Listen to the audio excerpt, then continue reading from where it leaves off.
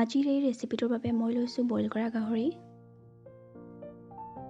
আৰু লৈছোঁ পিঁয়াজ আৰু কেপচিকাম দেখিছে কেনেকৈ কাটি লৈছোঁ আৰু ইয়াত ধনিয়া আৰু অলপ আদা নহৰুৰ পেষ্ট লৈছোঁ। এয়া কেৰাহী গৰম হোৱাৰ পাছত মই বইল কৰি থোৱা গাহৰি মাংসৰ 2টা পিচ দি দিছোঁ। মই আচলতে বেলেগকৈ তেল দিয়া নাই, এই মাংসৰ তেলতে মানে বনাম। এয়া দেখিছে কিমান ধুনীয়াকৈ তেল ওলাইছে।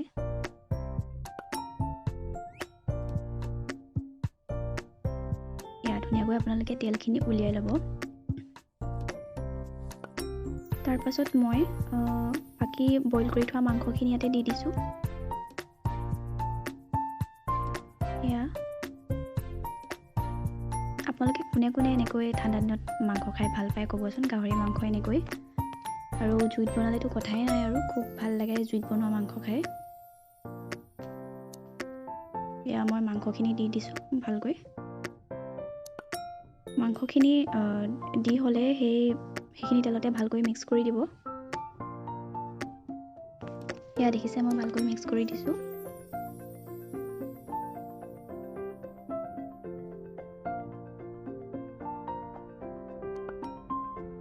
এয়া চাওক, অলপ পাছত দেখিবই বহুতখিনি তেল ওলাই গ'ল। আচলতে ইয়াত কেমেৰাত ধৰিব পৰা নাই বাৰু ভালকৈ। এয়া মই অলপ ঢাকি ভালকৈ মানে ফ্ৰাই কৰি ল'লোঁ। হালধি আৰু বাকী মছলাবিলাক মই এতিয়া দিমহে। ফাৰ্ষ্টতে মই দিছোঁ এয়া আদা নহৰুৰ পেষ্ট, তাৰ পাছতে মই দিম এতিয়া হালধি নিজৰ জোখমতে দিব। কিনা হালধিৰ আচলতে ৰংটো ভালকৈ নাহে বাবে অলপ বেছিকৈ দিব লগা হয়। মই অলপ বেছিকৈ দিছোঁ আৰু। তাৰ পাছত মই দিছোঁ ইয়াত নিজৰ জোখমতে নিমখ, আৰু আপোনালোকে নিজৰ ভাল লগা মছলাবোৰ দিব। মই দিছোঁ কিউমিন পাউডাৰ আৰু এয়া ধনিয়া পাউডাৰ আৰু অলপ ৰেড চিলি পাউডাৰ দিম। এয়া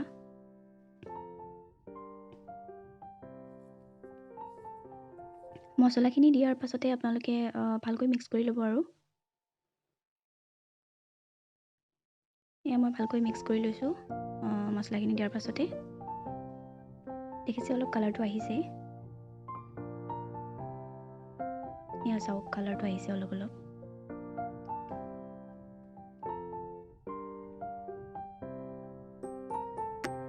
এনেকৈ মছলা দিয়াৰ পাছত মই অলপ সময়ৰ বাবে 2 মিনিটমানৰ বাবে মানে ঢাকি ফ্ৰাই কৰিলোঁ। আৰু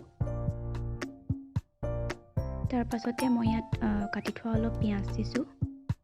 গোটেইখিনি দি দিওঁ, মানে অলপ আগতীয়াকৈ দি দিছোঁ, তেতিয়া মানে এইখিনি গলি যাব আগতীয়াকৈ দিলে। সেইকাৰণে মই আগতীয়াকৈ অলপ দি দিছোঁ। আৰু লগতে এয়া কেপচিকাম 2 পিচমানো দি দিছোঁ। পিঁয়াজ আৰু কেপচিকাম দিয়াৰ পাছত মই আকৌ ভালকৈ মিক্স কৰি লৈছোঁ।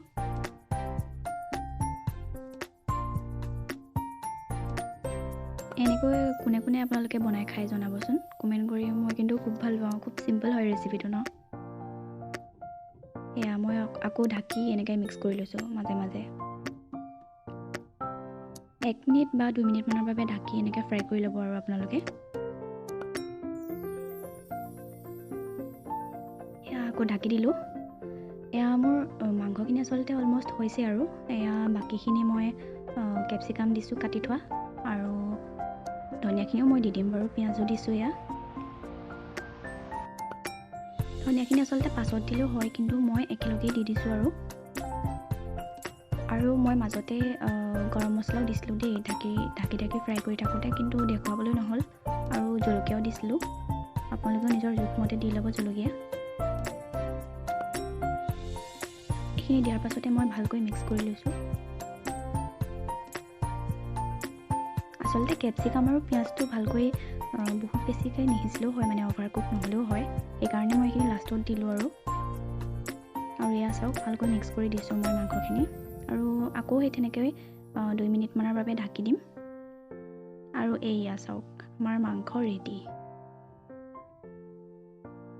এইখিনি অলমষ্ট হৈয়ে গৈছে। আৰু আজি যদি ভিডিঅ'টো চাই ভাল পালে আপোনালোকে প্লিজ লাইক কৰিব, কমেণ্ট কৰি জনাব আৰু শ্বেয়াৰ কৰিব। আৰু আপোনালোক যদি নতুনকৈ চাই আছে মোৰ চেনেলটো, প্লিজ ছাবস্ক্ৰাইব কৰি ল'ব। ইয়াতে আজিৰ ভিডিঅ'টো এণ্ড কৰিছোঁ। বাই।